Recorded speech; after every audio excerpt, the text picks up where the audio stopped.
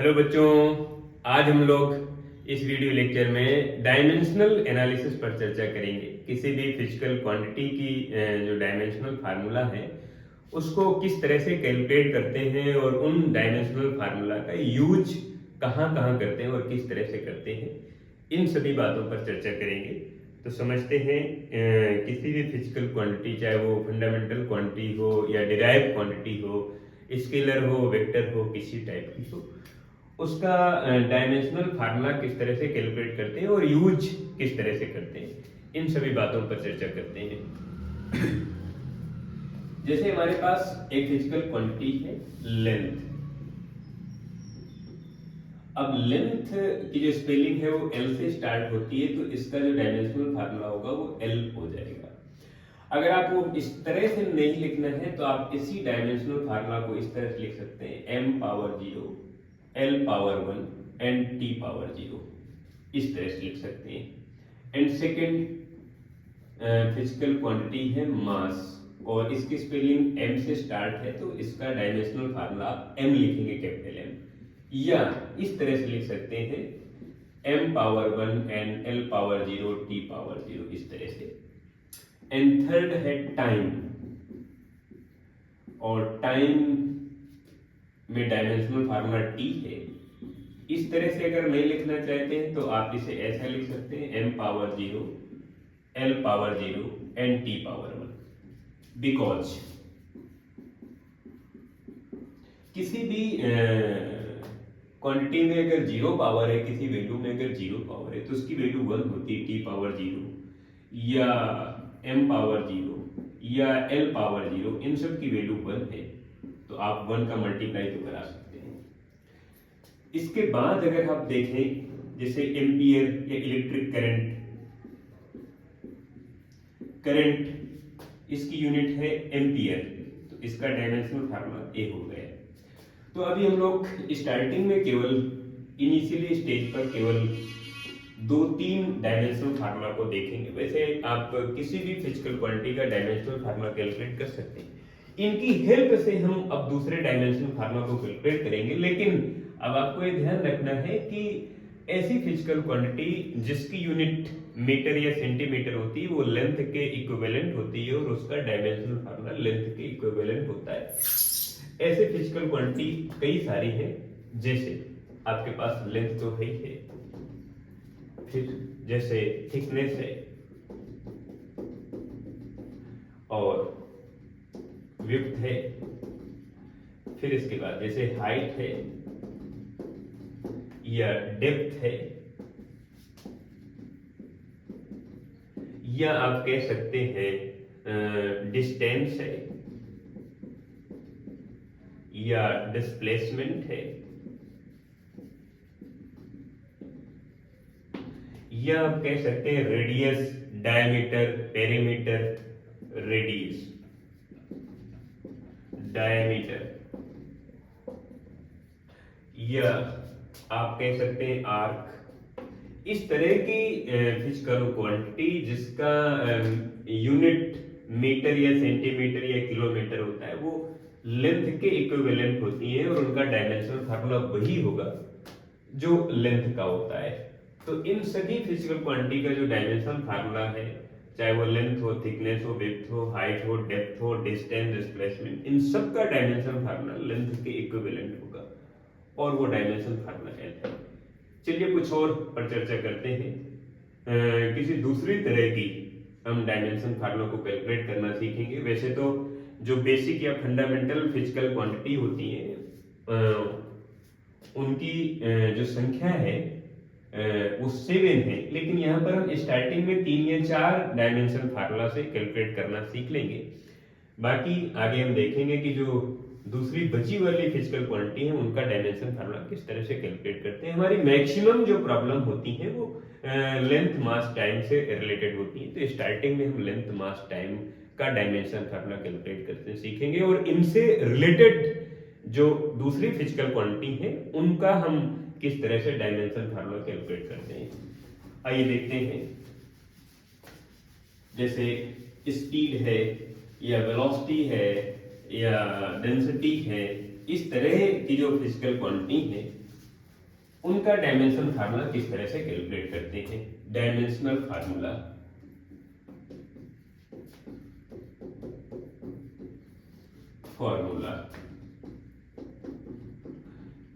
किस तरह से आप डायमेंशन फार्मूला कैलकुलेट करेंगे किसी भी फिजिकल क्वांटिटी का हो, चाहे वो फंडामेंटल हो, डिराइव्ड हो।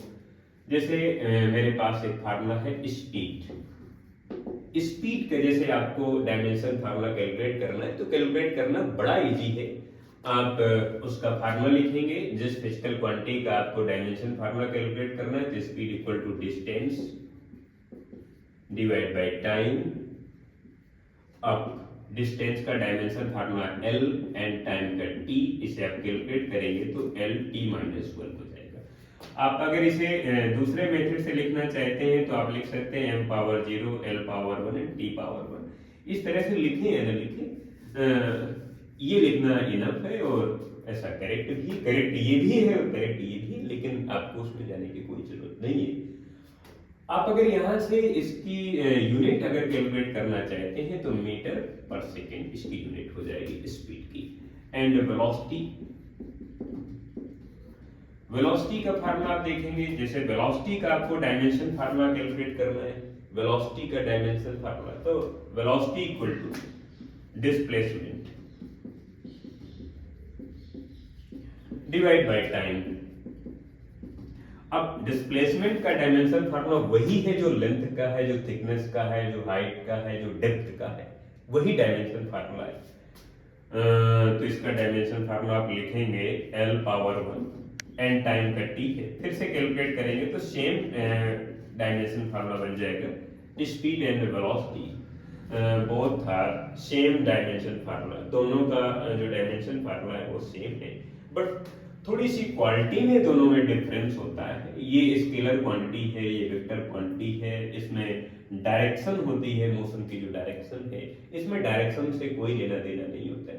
कुछ और देखते हैं, दूसरे फिजिकल क्वांटिटी का डायमेंशन फार्मूला कैलकुलेट करना सीखते हैं।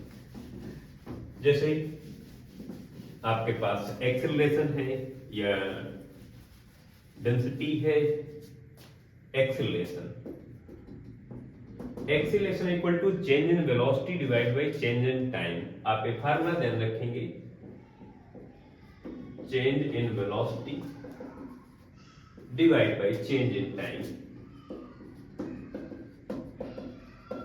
अब वेलोसिटी में जो चेंज आ रहा है तो वो तो वेलोसिटी ही है, जैसे टाइम में जो चेंज आएगा वो टाइम बनेगा, मास में जो चेंज आएगा वो मास बनेगा, वेलोसिटी में जो चेंज आएगा वो वेलोसिटी बनेगा। वेलोसिटी का डायमेंशन फार्मूला है Lt माइनस 1 एंड टाइम में जो चेंज आएगा वो टाइम बनेगा। टाइम का डायमेंशन फार्मूला है T पावर 1 है, ऊपर जाएगा तो हो जाएगा Lt माइनस 2। ये हो जाएगा इसका डायमेंशन फार्मूला एक्सेलरेशन का। ये लीनियर एक्सेलरेशन है, लीनियर एक्सेलरेशन। और अगर आप इसकी यूनिट यहां से कैलकुलेट करना चाहते हैं तो लिख सकते हैं मीटर पर सेकंड स्क्वायर या सेकंड माइनस 2, इस तरह से लिख सकते हैं। जैसे आप फोर्स का डायमेंशन फार्मूला कैलकुलेट करना चाहते हैं तो force equal to mass multiply acceleration. Mass का dimension formula m and acceleration का आपने भी कैलकुलेट किया Lt माइनस 2 एंड एक साथ अगर आप सीक्वेंस में लिखेंगे तो m Lt माइनस 2 हो जाएगा। अब किसी भी तरह से इसी मेथड से आप किसी भी मतलब फिजिकल क्वांटिटी का डायमेंशन फार्मूला कैलकुलेट कर सकते हैं। डायमेंशन फार्मूला एक तरह की कोड लैंग्वेज है, एक तरह का पासवर्ड है। जैसे केमिस्ट्री में आपने ऐसे सुना होगा कि H लिखा हुआ है तो हाइड्रोजन का एक सिंबल होता है, लेकिन आप इस तरह का अगर आप H लिखते हैं तो फिर ये हाइड्रोजन का सिंबल नहीं है। तो एक पार्टिकुलर एक सिंबल, एक अल्फाबेट जो किसी भी मटेरियल को प्रेजेंट करता है या फिजिकल क्वांटिटी को प्रेजेंट करता है, किसी आयन को रिप्रेजेंट करता है, इसी तरह से फिजिक्स में एक पासवर्ड टाइप का मेथड एक यूज होता है, जैसे आप डायमेंशन फार्मूला के नाम से जानते हैं। कुछ और देखते हैं, दूसरी फिजिकल क्वांटिटी का डायमेंशन फार्मूला इसी तरह से कैलकुलेट करने का मेथड होगा और आप उनको इसी तरह से कैलकुलेट करेंगे। मैं चाहूंगा कि इसके अलावा जो और फिजिकल क्वांटिटी है उनका डायमेंशन फार्मूला आप इसी तरह से कैलकुलेट करेंगे। जिस फिजिकल क्वांटिटी का आपको डायमेंशन फार्मूला कैलकुलेट करना है उसका पहले आपको फार्मूला मालूम होना चाहिए, या फार्मूला नहीं मालूम है तो उसकी यूनिट मालूम होना चाहिए। यूनिट के थ्रू भी हम डायमेंशन फार्मूला कैलकुलेट कर सकते हैं। और से भी जो डायमेंशनल फार्मूला आएंगे वो फंडामेंटल यूनिट से रिलेटेड होंगे, बेसिक यूनिट से रिलेटेड होंगे। जैसे आपको मैं अगली फिजिकल क्वांटिटी बताऊं, चार्ज या electric charge. Charge equal to I multiply T, I mean ampere, T mean time. तो चार्ज का जो डायमेंशन फार्मूला हो गया वो एटी हो गया। फिर इसके बाद अगर आपसे स्पेसिफिक चार्ज पूछे, स्पेसिफिक चार्ज, इसका फार्मूला ध्यान रखेंगे, चार्ज डिवाइड बाय मास। यानी पर यूनिट मास पर कितना चार्ज है उसे कहते हैं स्पेसिफिक चार्ज। चाहे आप इलेक्ट्रॉन का स्पेसिफिक चार्ज कैलकुलेट कर रहे हैं तो इलेक्ट्रॉन का चार्ज डिवाइड बाय इलेक्ट्रॉन का मास। आप अल्फा पार्टिकल का स्पेसिफिक चार्ज कैलकुलेट कर रहे हैं तो अल्फा पार्टिकल का चार्ज डिवाइड बाय उसका मास। यूनिट यहां से देख सकते हैं केजी पर, सॉरी कूलाम पर केजी। यहां से इसका आप यूनिट देख सकते हैं और डायमेंशन फार्मूला देखेंगे तो 80 इसका डायमेंशन फार्मूला हो गया, चार्ज का एंड मास का m हो गया। कैलकुलेट करेंगे तो m पावर -1 एंड 80 हो गया। ये इसमें 1 पावर यूज कर लें तो ये स्पेसिफिक चार्ज का डायमेंशन फार्मूला बन गया। 2-3 और देखते हैं, उसके रिस्पेक्ट में आगे बातचीत करेंगे। चलिए देखते हैं, जैसे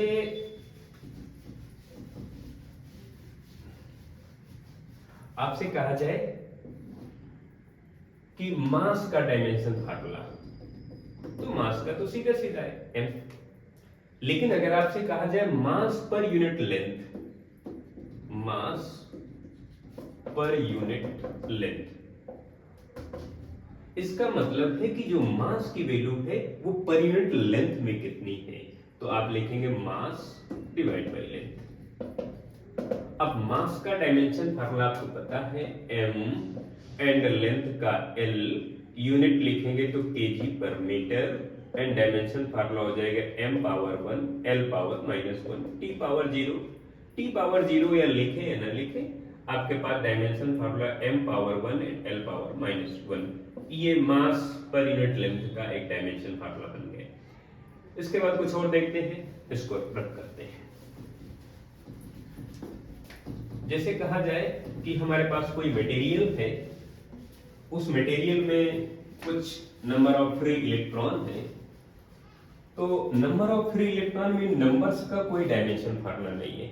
लेकिन अगर कहा जाए कि पर यूनिट एरिया में कितने नंबर ऑफ फ्री इलेक्ट्रॉन है या पर यूनिट वॉल्यूम पर कितने नंबर ऑफ फ्री इलेक्ट्रॉन है, फिर उसका डायमेंशन फार्मूला देखेंगे। नंबर ऑफ इलेक्ट्रॉन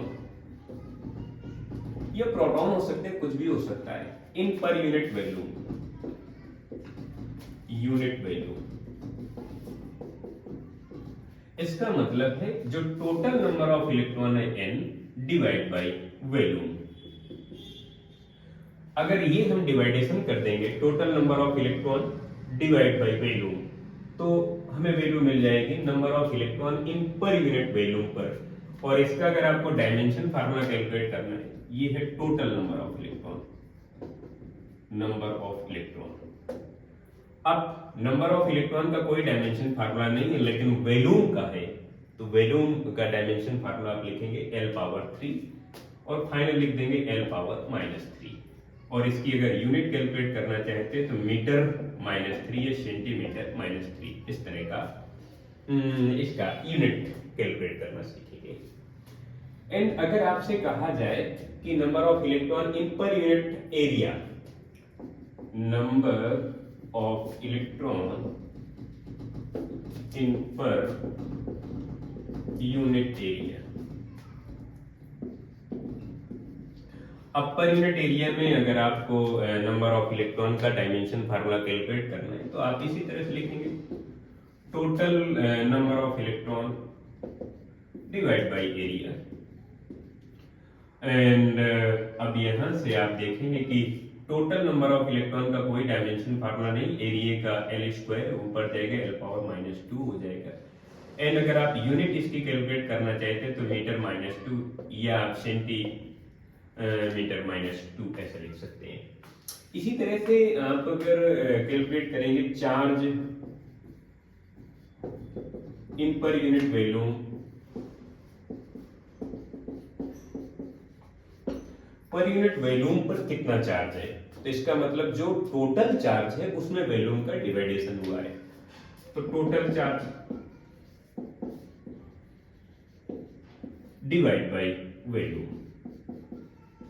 अब टोटल चार्ज यानी चार्ज का जो डायमेंशन फार्मूला है वो 80 है, डिवाइड बाय वॉल्यूम यानी L3। तो आप इसे ऐसे लिख सकते हैं L पावर -3 80।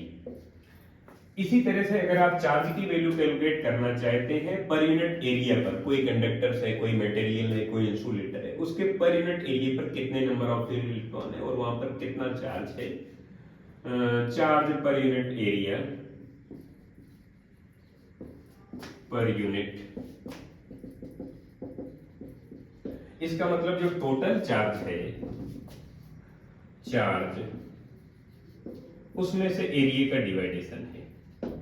अब टोटल चार्ज इसका डायमेंशन फार्मूला हो गया 80 एंड एरिया L स्क्वायर, एक साथ अगर आप इसे कैलकुलेट करेंगे तो हो जाएगा L पावर -2 मल्टीप्लाई 80। तो ये आज का हमारा टॉपिक है। इसमें हमने डायमेंशन फार्मूला को कैलकुलेट करना सीखा, किस तरह से हम लोग किसी भी फिजिकल क्वांटिटी का डायमेंशन फार्मूला कैलकुलेट करते हैं, चाहे वो स्पीड हो, लेंथ हो, मास हो, टाइम हो, फ्रीक्वेंसी हो, टाइम पीरियड हो, या अदर कोई फिजिकल क्वांटिटी हो, जैसे एक्सेलरेशन है, मोमेंटम है, वेलोसिटी है, फोर्स है, पावर है, एनर्जी है, वर्क है। मैं चाहूंगा कि इसी मेथड से आप फार्मूले का यूज करके आप उस फिजिकल क्वांटिटी का डायमेंशन फार्मूला कैलकुलेट करें। नेक्स्ट वीडियो लेक्चर में हम लोग डायमेंशन फार्मूले के अगले टॉपिक को पढ़ेंगे और इनके यूज को पढ़ेंगे, जैसे यूनिट कन्वर्जन है या किसी फिजिकल क्वांटिटी का डायमेंशन फार्मूला कैलकुलेट करना या उसकी यूनिट को कैलकुलेट करना या फार्मूले को चेक करना कि ये ट्रू है या फॉल्स है, करेक्ट है या इनकरेक्ट है, in the basis of dimension analysis. Dimensional analysis के बेस में उसको चेक करेंगे। आज के वीडियो लेक्चर में इतना ही। नेक्स्ट वीडियो लेक्चर में इसी डायमेंशन एनालिसिस के नेक्स्ट टॉपिक को कंप्लीट करने की कोशिश करेंगे। ठीक है।